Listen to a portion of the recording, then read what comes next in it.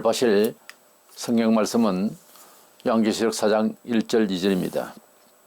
이 일 후에 내가 보니 하늘에 열린 문이 있는데 내가 들은 바 처음에 내게 말하던 나팔 소리 같은 그 음성이 이르되 이리로 올라오라. 이후에 마땅히 일어날 일들을 내가 내게 보이리라 하시더라. 내가 곧 성령에 감동되었더니 보라, 하늘에 보좌를 베풀었고 그 보좌 위에 앉으신 이가 있는데. 아멘. 사도 요한은 1장에서 3장의 그림과 말씀을 받은 후에 이어서 또 음성을 듣게 되었습니다. 앞서 1장 10절에 주의 날에 내가 성령에 감동되어 내 뒤에서 나는 나팔 소리 같은 큰 음성을 들었다고 했습니다. 그 음성이 본문 1절에서 처음에 내게 말하던 이렇게 표현하고 있습니다. 그 나팔 소리 같은 우렁찬 소리가 하늘로부터 음성이 들려오는데 이리로 올라오라. 물론 사도 요한도 처음 겪는 일입니다. 이래서 이 말씀을 듣고 즉시로 2절에 보니까 성령의 큰 감동을 받았다고 했습니다. 이 사도 요한이 받은 음성과 또 그의 감동을 지상 모든 교회의 이제 큰 감동이요 또 이리로 올라오라 하는 그 하늘로 올라오라고 하는 그 말씀이 교회의 휴거를 부르는 소리다. 이렇게 비약 해석해서 휴거론을 주장하는 사람들이 많습니다. 그렇다면은 계시록 1장에서 3장까지만 볼 일이고 엄격히 따지면 4장 이후로 기독교인이 꼭 알아야 할 뜻이 없는 거예요. 그렇게 되면 휴거하면 끝난 것 아닙니까? 그래서 그것은 잘못된 거고 성경 신구약 66권은 모든 성도들이 읽고 듣고 배우고 지켜 복을 받는 말씀이지 그 말씀을 제하여 버리면 안 된다고 했는데 이 말씀을 없는 말을 또 더 붙일 수도 없고 해서 계시록 그 부분에 가감하지 말라고 했습니다. 이 가감하면은 하나님의 음성을 대신하는 그런 상황이 되니까 엄히 경계했습니다. 이 휴거론은 저는 종교 심리적으로 풀어서 비판을 하려고 합니다. 휴거론은 기복주의의 그 종교 심리다. 이런 주제로 말씀을 나누고자 합니다. 먼저 이 휴거론은 이중재림을 공중재림을 하셨다가 그 다음에 대환란이 끝나고 난 뒤에 공중에 휴거해서 성도들과 함께 이렇게 주님이 함께 하셔서 대환란을 성도들이 피하게 하셨다가 지상에 내려오신다. 그렇게 말씀하셨어요. 그래서 우리 성도들을 지켜주심이 공중에서 잔치를 하고 밑에는 고난을 받고 뭐 이런 식으로 해석을 하는데 얼른 듣기에는 굉장한 성리 같아도 예수님의 권세가 땅에서는 우리를 지킬 수가 없느냐 이 말이에요. 그런 식으로도 생각을 해보자 이거예요. 언제 교회가 2000년 역사 동안 환란이 있을 때마다 다 몸을 피신하고 그렇게 사는 것이 아니라 오히려 99% 이상 고난을 이길 수 있는 힘을 주시고 하다못해 순교까지 하면서도 사상적으로는 패하지 않는 이런 사람들로 인도하셨거든요. 이래서 이 공중재림, 지상재림, 이 이중재림을 말한 이 휴거론이 어디서 유포가 됐느냐 하니까 아일랜드의 행재단의 존 넬슨 답이라고 하는 사람이 1800년대 중반기 전후를 생각하면 됩니다. 27세에 영국에 성공의 신분이 있다가 나중에 경건주의로 목사로서 또 이제 직함을 얻어서 소위 자기 이름을 받아서 달비파라고 하는 그런 다비파를 조직을 했습니다. 그때 미국 변호사였던 스코필드가 성경을 이제 주석 성경을 발행을 할 때에 1909년도에 다비의 그 세대주의 휴거론을 갖다가 서문에 써놓았어요. 그 세대주의라고 하는 말은 율법 시대, 뭐 은혜 시대, 환란 시대 이렇게 나누어 본다든가 또는 에덴에서 홍수까지, 홍수의 노아까지, 노아에서 아브라함까지, 아브라함에서 이스라엘까지, 이스라엘에서 이방인까지, 또는 이방인에서 성령의 시대, 그리고 마지막 천년왕국의 시대, 이렇게 7등분을 한다든가 해서 시대적으로 하나님께서 역사하심이 있긴 하지만 그 사상과 하나님의 보호와 능력은 같은 맥락에서 흐르고 있어요. 약간의 방식이 다를 뿐이지. 그렇다고 해서 이런 세대를 나누어서 끊어서 그렇게 하나님은 역사하시지 않습니다. 과거에 역사하시던 그 하나님이 지금도 꼭 필요한 상황이 부딪힐 때 역사하시는 하나님이십니다. 이렇게 세대주의를 말하면서 환란 시대에는 우리가 휴거해버린다, 이런 식으로 말하는 거죠. 그래서 이 휴거론이 듣기에 얼른 좋습니다. 우리가 듣기에 좋다고 복음이고 좋은 설교를 하시는 목사다, 이렇게 생각하기가 아주 쉬워요. 대중이 원하는 소리를 하면은 은혜롭다, 그렇게 말합니다. 본래 대중이 살아가는 시민사회에서는 진리가 없어요. 항상 엉뚱한 것이 흐른다니까. 그런데 목사는 그에 발맞춰서 대중적으로 설교를 하고 인정을 받고 그렇게 서로 호흡을 가지는 것이 본인에게 있어서는 종교 지도자의 입장에, 사회적인 입장에서 뭐 좋겠죠. 그러나 하나님이 보실 때는 문제가 심각한 겁니다. 휴거론을 동의한 일찍부터 우리나라에는 휴거론이 사실 들어왔었어요. 스코필드라든지 무디, 에드워드 어빙, 신학적으로 개혁주의에서도 공부도 한다면서 존 몰버드, 이런 사람들이 이 휴거론을 믿어요. 초기에 신학 박사로서 특별히 신약주의에 큰 영향을 끼쳤던 이상근 박사님이 계시록 4장 1, 2절 해석하는 데에 그 해석에 이제 휴거론을 그분은 선택을 했었습니다. 그러나 운명하시기 직전에 제자들에게 그 잘못된 거라고 오래된 의문이었겠죠. 그래서 솔직해질 수 있는 시간이 와서 그랬었는지 그것을 고쳐 써라, 휴거론이 아니다, 그렇게 말씀하셨다고 합니다. 우리는 이러한 휴거론이 우리 한국 전역에 처음부터 영향을 끼치던 것이 사실입니다. 성결교회 같은 경우에는 휴거론은 아예 헌법적으로 그렇게 기록을 하고 있습니다. 때문에 이 휴거론은 사실은 어제 오늘의 이야기가 아니고 한국 초대교회의 어떤 무디의 부흥식의 그런 가운데서 우리 한국교회는 천년왕국에 대한 이 계시록 종말론에 있어서 휴거론을 대다수가 믿게 된 거죠. 우리가 이 두 가지를 크게만 본다면은 세대주의 전천년설 휴거론이라고 하는데, 이 휴거론은 이제 그림상 보면은 지상 재림 이전에 공중에 주님이 먼저 오셔서 7년의 그 대환란을 지나갈 때까지 성도들을 부활시켜 공중에 끌어 올려서 지나게 한다, 이런 내용이 있습니다. 그래서 1차적으로 공중 재림하고 그때에 성도들이 공중에 휴거를 해서 거기서 뭐 잔치를 한다. 밑에는 다 죽어가는 소리인데 위에는 잔치를 한다, 이런 분위기를 연출하실 하나님이십니까? 그런 것도 안 맞아요. 초상집에서는 울고 잔치집에는 아직 함께 기뻐하고 그렇게 하라고 하셨지, 그런 식으로 뭐 우주라 해봐야 공중에서 밑에 다 보일 건데 그건 안 되는 이야기예요. 사실은 말이 안 맞습니다. 그리고 적그리스도의 대환란이 끝나고 난 뒤에 예수님이 지상에 성도들과 함께 재림할 것이다. 그래서 그때부터 또 이제 천년왕국을 지나게 될 것이다, 이렇게 생각하는 것이 휴거론자들의 주장입니다. 즉 휴거론은 예수의 이중 재림과 그리고 이제 대환란을 피신하게 될 것이다 하는 내용입니다. 그러나 신학적 용어로 역사적 전천년설이라고 하는 이 전천년설은 천년왕국 이전에 주님께서 재림을 하시면 단회적으로 내려오셔서 내려오실 때에 대환란이 다 지나고 난 뒤에 내려오신다.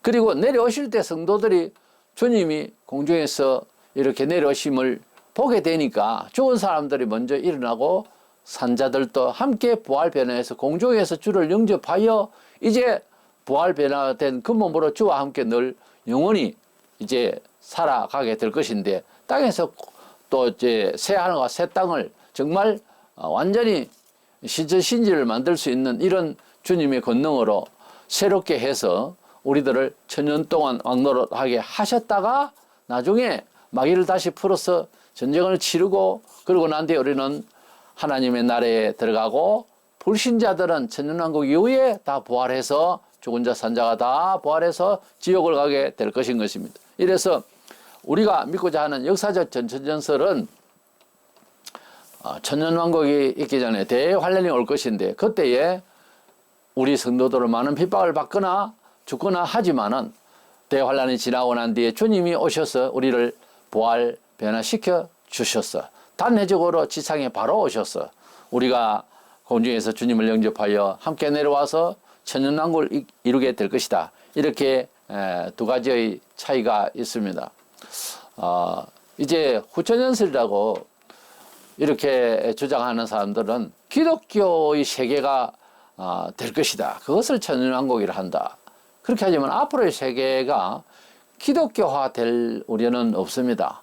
어쩌면 이슬람 교가 많아질지 몰라요. 지금도 계속 번식하고 있고 기독교가 아니고 예수께서 재림하시는 주 목적은 심판하러 오시는 것입니다. 심판은 왜 해요? 죄가 많아서 그래요. 그래서 기독교국의 기독교화의 그런 꿈은 비전은 국제적으로는 어떻게 될지 모르지만 세계적으로 미래적으로는 안 됩니다. 그 후천연설자들은 뭐 성시화를 꿈꾸고 하지만 언제나 세상은 개박스럽고 더 점차 악화되고 그렇지 좋은 세상 오기는 어렵습니다.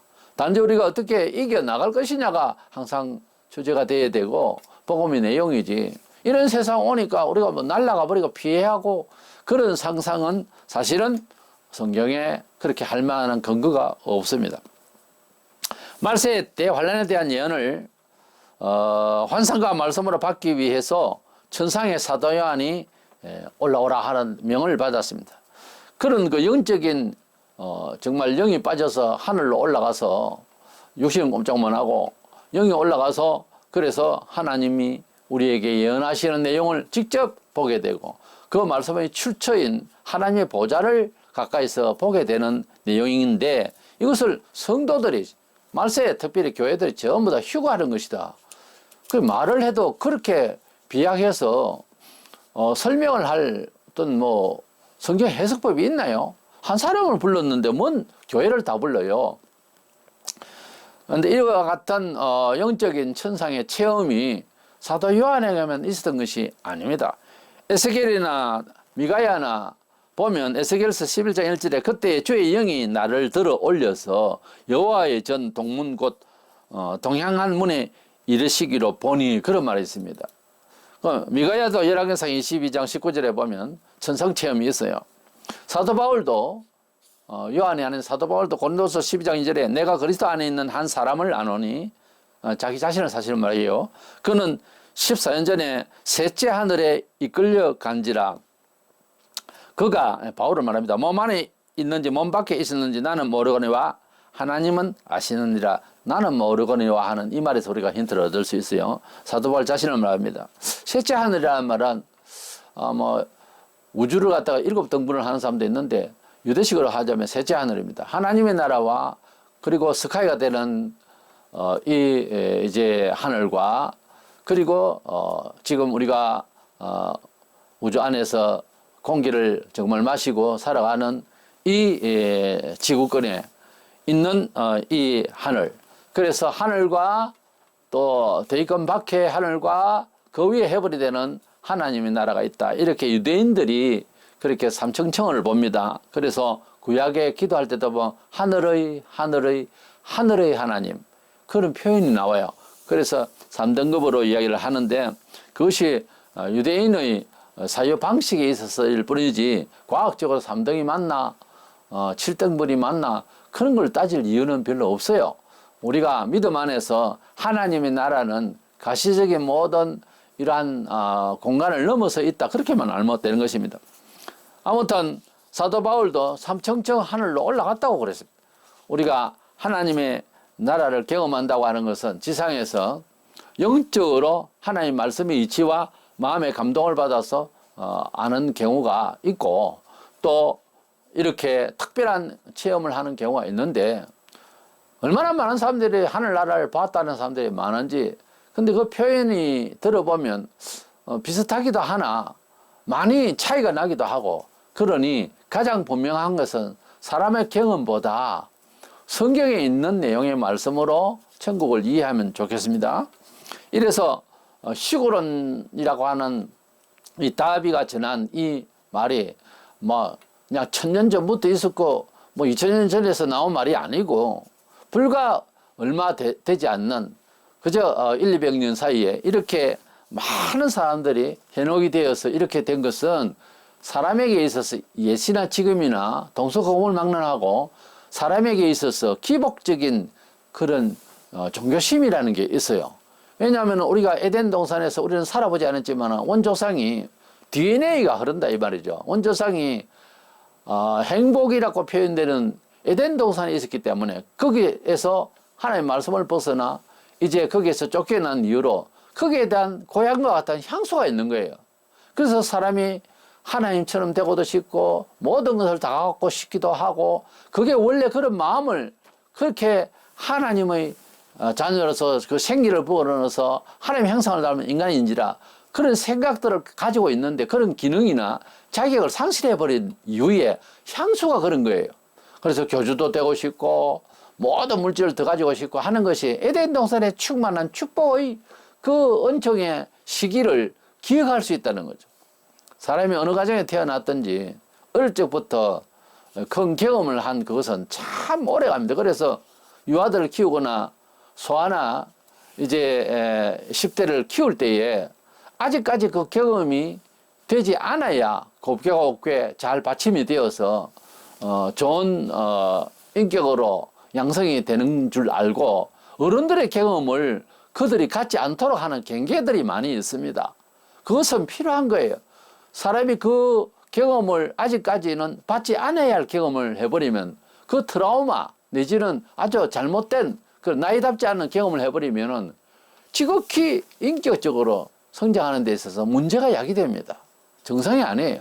이래서 우리는 하나님 앞에서 우리 자신을 하나님 말씀 안에서 차분히 잘 배워서 하나님의 영광을 위하여서 살려고 해야지 너무 자기가 갑자기 그냥 뭐 이사야나 무슨 에스겔이나 다니엘이나 이런 경험을 하겠다 모세 같은 경험을 하겠다 하고 설교를 할 때나 들을 때나 너무 오버하는 경우가 있는데 갑자기 모세가 되고 갑자기 뭐 예수님처럼 바다 위를 걷겠다 하고 이건 아니에요. 그렇게 하라고 되어 있지도 않고 우리가 중요한 것은 본문을 통해서 성경 전체 맥락을 통해서 지금 여기에서 내가 어떤 방식으로 하나님을 영화롭게 하고 내가 즐겁게 살 수 있을 것인가 행복할 것인가 하나님의 말씀 안에서 어떻게 행복을 소유하고 나눌 수 있는 사람인가 그걸 생각해야 되고 특별히 우리 주님의 그 보혈의 은혜를 구원을 받았기 때문에 영생 구원을 주시기 위해 수고하신 주님의 인생을 닮으려고 하는 것이 신약 성도로서 가장 잘 믿는 거예요 원래는. 그래서 예수님을 닮으려면 마태, 마가, 누가, 요한복음, 사복음서를 많이 읽는 게 더 중요하겠죠. 양 사이드에 구약이나 또 사도행전 이후로 이 모든 말씀은 사실은 사복음서에 있는 예수를 위한 내용이에요. 때문에 예수님을 잘 닮으려고 하면 복음서를 많이 읽으시기를 바랍니다. 이래서 우리가 예시나 지금이나 휴거 그거 좋겠다라고 생각 드는 것은 특별한 사람들이 얘기가 아니고 우리 사람들의 마음속에 잃어버린 에덴의 행복, 충만 모든 것이 풍요하였던 것을 잃어버린 것에 대한 향수예요 사실은. 이렇기 때문에 우리가 기복주의 신앙으로서 얻고자 하는 기도 중심이라든가 말세론을 공부할 때 계시록을 또 읽을 때 휴거를 해버리고 싶다든가 하는 것은 성경에서 교회가 휴거한다고 안 되어 있는데 그렇게 끼워 맞추는 것은 우리의 종교 심리의 작용이지. 그리고 많은 사람들이 이렇게 믿고 있다라고 해서 진리는 아니라고 말해요. 많은 사람들 똑같은 정신세계거든요. 그렇기 때문에 많은 사람이 동원됐다고 해서 진리는 아니에요. 성경이 말씀하는 대로만 따라가려고 해야지. 100사람이 다 아멘 해도 내가 들을 때는 하나님 말씀대로가 아니면 아니요 해야 되는 거예요. 시대마다 그런 경우가 참 많아서 그것이 고독인 것입니다. 특별히 지도자는 아닌 것은 아니라고 이야기를 해줘야 되는데 안 들으니까 비슷하게 이해한다든 자꾸 둘러대는 것입니다. 그러다 보면 믿음이 안 자라요. 사람을 위하는 것 같지만 귀신이 자꾸 조종을 하고 그렇게 옆에서 간사하게 하는 말이지 사람의 말이 아닌 거거든요. 때문에 사람이 하는 말을 들으면 안 돼요. 진리의 말씀으로서 사람이 말을 하면 그런 정언이 되지만은 진리를 벗어난 사람의 교양과 모든 여러 미사리관 표현이라든지 변정은 다 귀신 거예요. 때문에 특별히 말세의 귀신들이 우리 사상을 그대로 먹이고 그렇게 한다고 성경 말세에 귀신을 조심할 것을 말씀을 여러 차례 하셨어요. 때문에 우리는 사악한 귀신의 미혹을 받아서 대중이 원하는 소리에 그렇게 발맞춰서 성경을 해석한다든가 축복을 이야기한다든가 그런 것은 그 영혼을 사실은 구원하는 것이 아니고 더 죄악에 빠져서 심판받게 하는 대로 자꾸 가게 하는 거예요. 조심스럽죠. 두 번째 생각하는 것은 식으로는 성경의 어디를 봐도 사실은 없습니다. 그 내용의 근거가. 이거는 완전한 기복주의 종교 심리예요. 성경에서는 성경 자체가 한다는 말이 있습니다. 가령 성경에서 예수님께서 재림하실 것인데 장본인인 당신께서도 언제 어느 날짜에 오는 것을 모르고 그렇다고 천사도 모르고 하나님 아버지만 아신다고 했어요. 이것이 재림하실 예수 그리스도의 날짜에 대한 우리 주님이 천명하신 말씀이에요. 마태복음 24장 36절에 그러나 그 날과 그 때는 아무도 모르나니 하늘의 천사들도 아들도 모르고 오직 아버지만 아셨느니라. 본인도 모르고 천사들도 모른다고 그랬어요. 그래서 아무리 천사를 받네 어떻네 해도 말세에 대한 날짜 계시를 한다는 것은 이것은 이단의 영인 것입니다. 이 시골론 때문에 벌어진 이런 성경 오독을 하고 하나님의 말씀을 대적을 하는 짓을 여러 사람들이 지금 하고 있습니다. 그중에서 우리가 경험한 1992년 10월 28일 날 예수 재림한다고 하던 다가올 미래, 그것도 선교해라 이래서 담임 선교회라는 이장님 목사가 대표가 되어서 대환란 전에 휴거를 한다는 것을 믿으니까 이런 날짜를 갖다가 계시를 하더라고 하는 소리가 엉뚱하게 나오는 거예요. 그날 TV 방영을 하고 얼마나 교회에 대해서 이제는 비하하게 되고 핍박하고 교회를 욕하게 됐는지 모릅니다.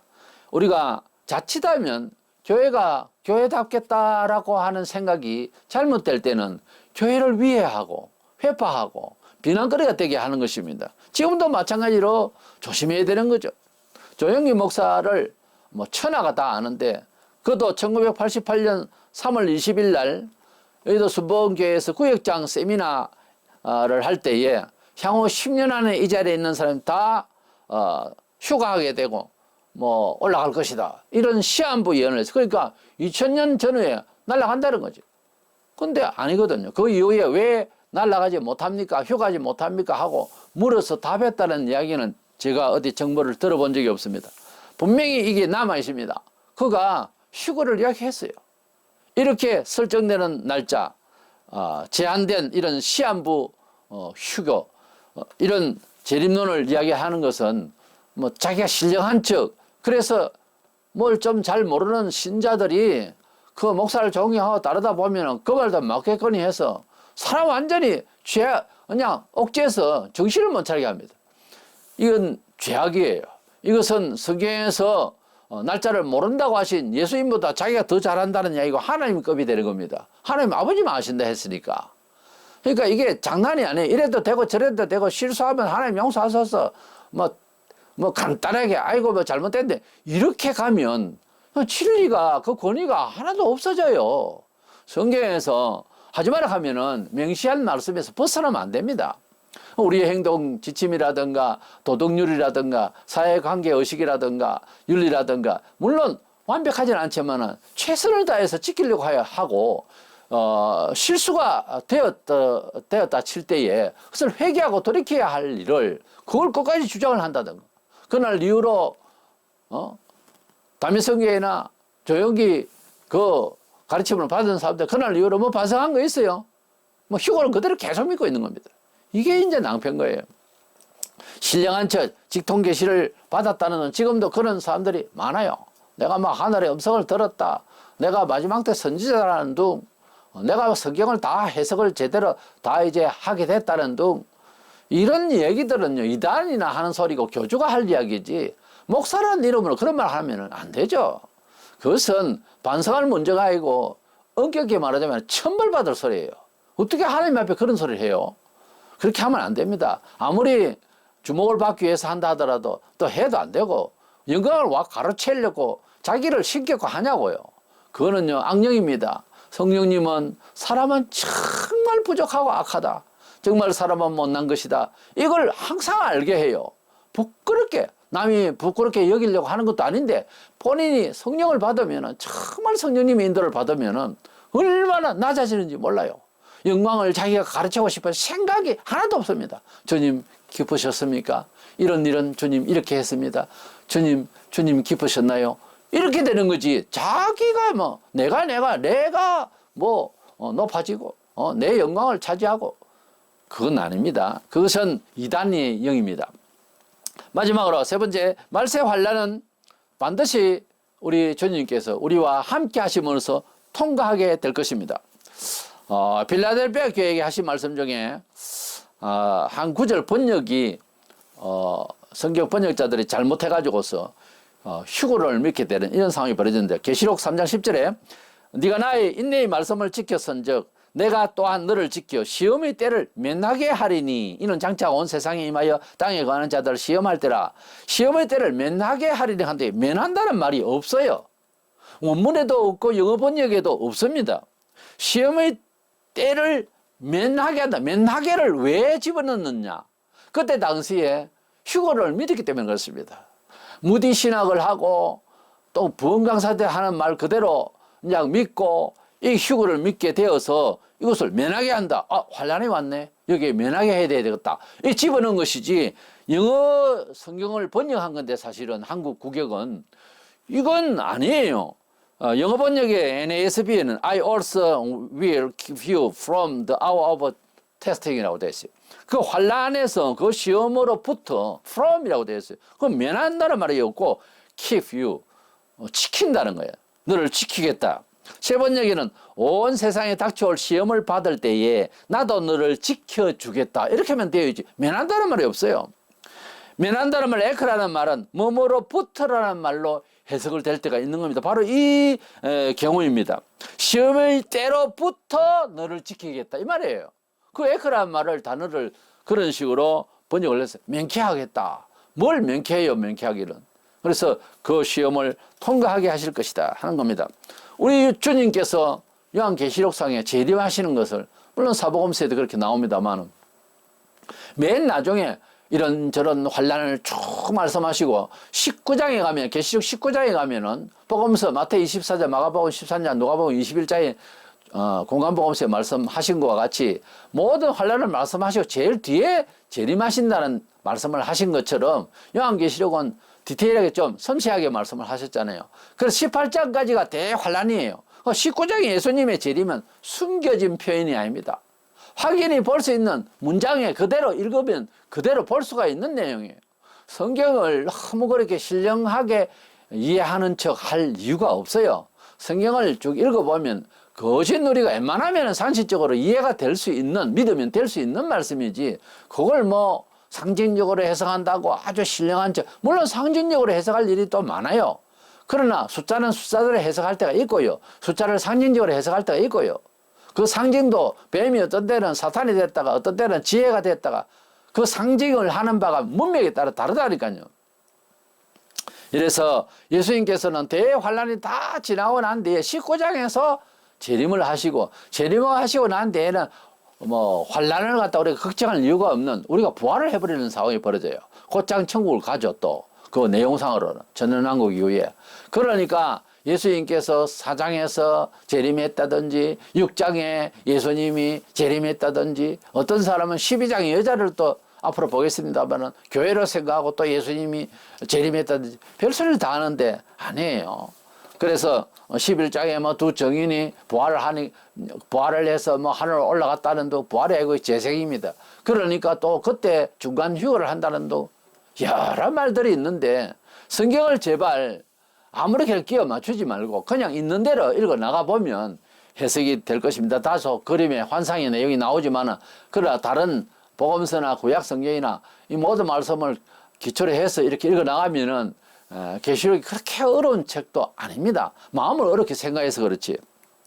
야뭐 17장 15절에 내가 비옵는 것은 그들을 세상에서 데려가시기를 위함이 아니요 다만 악에 빠지지 않게 보존하시기를 위함이니이다. 주님이 기도하실 때에 제자들을 데려가심을 원하는 것이 아니라 이 세상에 죄악된 세상에 빠지지 않기를 기도한다 그랬어요. 우리가 뭐 피한다고 해서 그 다 대수가 아니에요. 우리가 전쟁이 터지는데 가령 그것을 피했다. 그것도 복이죠. 그러나 전쟁을 이긴 사람과 피한 사람을 둘이를 시험해놓고 보세요. 어느 쪽이 눈이 가겠어요? 승리한 사람이 훨씬 멋있습니다. 우리 하나님은 아무래도 더 멋있는 쪽을 선택하시지 않겠어요? 왜 비굴하게 피하고 왜 그렇게 나약해 보이고 왜 그렇게 간사하게 보이는 하나님으로 만들었냐고 말이에요. 부활도 차례가 있어요. 이제 재림은 예수의 재림과 부활과 연결되는데 왜냐하면 동시에 일어날 일이니까요. 고린도전서 15장 23절 4절에 보면은 그러나 각각 자기 차례대로 되리니 먼저는 첫 열매인 그리스도요. 예수님께서 먼저 부활하셨죠. 재생이 아닙니다. 나사로가 다시 재생한 것처럼 그런 것이 아니고 나사로는 나중에 다시 죽었겠죠. 첫 열매인 그리스도는 부활했고 다음에는 그가 강림하실 때 재림하실 때에 그리스도에게 속한 자요 모두 성도들을 말해요. 그 후에는 마지막이니 이거는 중복된 표현이에요. 그 후에는 마지막이니 맨 나중에 그런 뜻이에요. 이 말은 그가 예수께서 모든 통치와 모든 권세와 능력을 이 세상 것을 다 멸하시고 나라를 우리 성도들이 구성원이 된 이 나라를 아버지 하나님께 바칠 때라. 그러니까 계시록 20장에 가면은 백보자 심판이라고 불신자들 천년왕국이 이제 다 끝나고 난 뒤에 마지막 정말 영원한 심판을 받는 때에 그때 부활을 하게 됩니다. 우리가 예수께서 재림하실 때 부활할 때 불신자들도 함께 부활하는 것 아닙니다. 무천년주의자라고 그냥 쭉 가다가 한 방에 예수님 오시고 신자와 불신자가 한꺼번에 부활해서 그냥 끝장을 내는 이런 쪽으로 생각하는 게 무천년주의, 성경을 좀 연구하려고 생각도 없이 그냥 보험적인 믿음이죠. 소위 말하면. 그러나 예언서라고 하는 것은 좀 구체성이 있습니다. 구약 다니엘서에도 몇 대를 거쳐서 머리, 가슴, 허벅지와 다리, 종아리 그렇게 이제 이 허리와 가슴과 배와 이제 종아리, 발가락 시대 이렇게 등분을 해서 역사를 말한 것처럼 그런 예언이 그대로 이루어졌잖아요. 예언서라고 하는 것은 앞으로 되어질 일에 대한 그런 지나간 사설과 같은 팩트에 의한 내용이 될 것인데 두리뭉실하게 교훈만 찾는다든가 이렇게 하면 안 되는 거예요. 요한계시록은 신약에 있어서 역사서예요. 예언서예요. 그래서 이 예언서를 분명히 앞으로 되어질 역사로 생각하고 봐야지 영적으로 무엇을 해석한다고 아무렇게나 여자가 나오면 교회다 교회라 해버리고 포도는 뭐 성도다 그렇지 않아요. 14장에 가면 포도가 불신자의 열매로도 설명이 되고 있어요. 그러니까 계시록에도 여자들이 몇 개 나옵니다. 그럼 그게 나오는 음녀도 그러면 교회입니까? 여자라고 해서 다 같은 여자가 아니에요. 유대인을 말할 때도 있고요. 고린도전서 15장 51절에 보면 우리가 다 잠잘 것이 아니요 마지막 나팔에 순식간에 홀린이 다 변화되리니 마지막 나팔에 얼른 이제 종말에 그런 뜻으로 이제 이해하면 되겠습니다. 주님께서 재림하실 때 천사들의 나팔 소리와 함께 강림하실 것입니다. 그런데 계시록에 보면은 나팔 재앙이라는 게 또 따로 나와요. 그래서 이 나팔은 백성을 부르거나 이제 전쟁을 예고하거나 이런 축제일이나 이럴 때 하나님께서 이제 천사를 통하여서 이렇게 나팔 소리와 함께 강림하시는 이런 내용이 나오고 그러는데 이 나팔 소리는 특별히 전쟁을 예고할 때 크게 불렀습니다. 그래서 이 마지막 나팔을 할 때는 그냥 단순히 우리가 종말에 대해서 종말을 예고하는 그런 표현이 아닌가 할 수도 있지만 계시록에는 마지막 나팔 재앙을 부르고 난 뒤에 그 다음에 주님이 바로 재림하시는 내용이 나옵니다. 그게 어디에 나오느냐? 계시록에는 7인 7나팔 7대접재앙이라고 이렇게 순차별로 쭉 하니 이제 환란이 좀 더 심화되어 가는 그런 과정이 보이는데 마지막 나팔 하는 이 7째 나팔재앙 7째 나팔재앙을 불 때에 온 세상에 완전히 쓸 수 없는 상황으로 됩니다. 그때에 그것이 끝나고 난 뒤에 주님이 재림하십니다. 이래서 첫째 나팔, 둘째 나팔 해서 7째 나팔까지 다 불고 나면 그 사정이 다 끝나고 나면, 환란이 끝나고 나면 주님이 재림하십니다. 거기에 맞춰 볼 때에 마지막 나팔 때 우리가 다 변화한다 했기 때문에 마지막 나팔 재앙이 다 끝나고 난데 우리가 부활한다. 그게 바로 19장에서 주님이 재림하실 시간이거든요. 때문에 18장이 끝나고 19장 들어가면서 우리가 부활해서 주님이 재림하시니까 그래서 우리가 부활하게 될 것인 것입니다. 불신자들이 부활한 거 아니에요. 나중에 20장에 가보면 불신자들 그대로 있어요. 때문에 우리가 휴가를 하면 부활을 해서 휴가한다 이 말인데 사장에서 휴가한다, 본문에서 휴가한다는 말은 말이 안 되는 거예요. 마지막 때에 대한 예언서를 그 출처를 그 하나님의 보좌를 올라가서 직접 목격하면서 말씀을 보고 듣는 그런 사도의 특별한 계시였지, 특별한 경험이었지, 온 교회가 휴가한다는 것은 도저히 근거도 없는 이야기고, 그리고 구원사적으로도 안 맞고 예수의 재림의 역사의 미래상으로도 안 맞는 이야기예요. 그러면은 계시록을 왜 읽어요? 그래서 또 한 수 더 떠서 그래서 계시록은 공부를 안 하는 거라고 원칙으로 하고 안 가르치려고 하는 목사도 있어요. 그것도 잘못됐잖아요. 이래서 우리는 요한계시록이 너무 어렵다고 하는 생각 자체는 환란이 많고 그게 무슨 이야기도 있고 하니까 두려워하는 건데, 좀 냉정하게 말했어요. 어떤 성경을 읽든지 펼쳐놓고 읽으려 할 때 심판을 하고 무슨 일이 있는 것이 꼭 내게 당하는 것처럼 생각드는 사람은 제가 좀 조심스럽게 말씀드리지만은 구원받았는 의심이 가는 사람이에요. 왜냐하면은 하나님 아버지가 내 아버지면은 아버지께서 무슨 일을 하든지 그 권세를 찬양하고 싶고 내 아버지께서 이기게 하시는, 승리하시는 모습을 보고 싶은 사람이지, 그게 내게 당할 일이다 이렇게 생각하는 자체가 이상하잖아요. 원리적으로 안 맞는 이야기잖아요. 그래서 환란이 오니까 피해야 되겠다. 이게 믿은 사람 맞습니까? 하나님이 함께하는 사람 맞냐고. 이래서 요한계시록 4장 1절 2절 이거는 계시록을 풀어나가는데 1장에서 3장까지는 비슷해요 다들. 그런데 4장 여기 1절 2절을 해석을 잘못해가지고 6장의 1절 2절도 그랬는데, 이 본문을 해석을 잘못하는 바람에 요한계시록 전체 흐름을, 전체 예언을 전혀 이해하지 못하고 잘못 오해하는 이런 가르침이 된다 이 말이에요. 이래서 이 본문은 사도 요한이 영적으로 체험을 하기 위해서, 하나님 나라의 이 마지막 때에 대한 예언을 듣기 위해서 하나님 보좌에 가서 말씀을 직접 듣고 그림을 바라본 거예요. 그가 그냥 지상에서 환상으로만 보는 게 아니라 실질적으로 영혼이 빠져나가서 천상에 올라간 개인의 체험인 거예요. 사도 요한뿐만 아니지 않습니까? 바울도 그랬다 했지 않습니까? 삼천정 하늘에. 우리가 하나님의 나라에 대한 상상, 그리고 하나님의 말씀에 대한 어떠한 그런 지각, 이런 것들은 성경을 가지고 이해해야 되고, 또한 성경에서 특별히 경험한 사람들이 꼭 그 경험이 내 경험이 돼야 된다는 것도 주장할 수가 없어요. 에노크 엘리야가 날아갔으니 매일 서서 저도 날아가게 하옵소서 이럴 겁니까? 지금 휴거한 자가 그렇게 하고 있다고 해도 관이 아니에요. 그렇게 생각하는 것이 잘못된 거예요. 이래서 우리는 휴거로는 성경적인 신학도 아니요, 오래된 성경 해석자들의 말도 아니고 전수된 것도 아니고 물질화되면서 19세기 오면서 종교 심리, 사람에게 잃어버린 에덴의 향수가 그렇게 생각을 하게 대중적인 이런 호응을 얻은 것 뿐이지, 신앙적으로는 빨리 이것을 정리를 해야 됩니다. 그런 게 아니에요. 휴거가 없어요. 뭔 휴거. 주님 재림하실 때 우리가 공중에서 주님을 영접하기 위해 부활 배당해서 올라가서 잠시 주님을 모시고 내려오는 것 뿐이지, 즉각적으로 우리가 공중에서 뭐 잔치를 하고 예수 잘 못 믿는 사람은 밑에서 고생을 해서 순교의 공로를 구원을 받는다는 도 별소리를 다 합니다. 이건 아니에요. 이것은 성령 체험이에요. 이것은 영혼이 입실이 돼서 그야말로 하늘로 올라간 사도 요한의 개인적 체험이다 이렇게 생각을 하시고, 뒤에 이어지는 은혜로운 주님이 우리의 임마누엘 하시고 지켜주시고 역사 속에서 우리를 함께 하셔서 성립케 하시는 주님을 잘 배우셔서 우리 마음속의 믿음을 지켜서 이런 시대의 점이야 말세에도 지켜주실 주님을 바라보면서 승리할 수 있는 믿음을 가지는 저와 여러분 되시기를 주의 이름으로 축원합니다.